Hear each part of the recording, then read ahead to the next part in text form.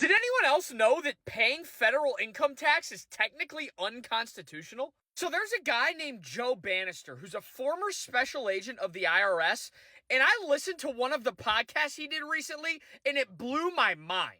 Long story short, Joe Banister was a special agent at the IRS back in the early 90s. He drove around in his car a lot, and he listened to a radio station where one day he heard them talking about how federal income taxes are illegal. So working for the IRS, naturally he's interested in finding out if this is true.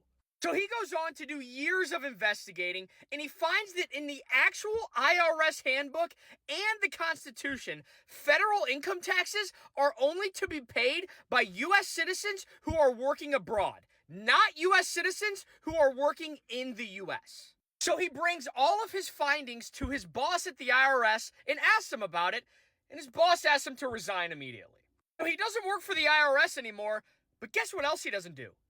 Pay federal income taxes. And he has a CPA, which is basically just a fancy term of being an accountant. So once he gets fired from the IRS, he goes back to being an accountant, but he helps people not pay federal income tax. And in 2004, he ended up being an accountant for a guy that did not want to pay federal income tax anymore. And the guy also wanted a refund for all of the federal income tax that he had paid over the last 3 years. So Joe Banister goes and he files paperwork to get all of this man's federal income tax that he has paid for the last 3 years back to him.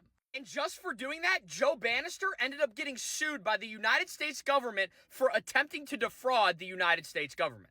And obviously, this was a lengthy court battle, and there's a lot of details that I'm not going to tell you, but in the end, he won.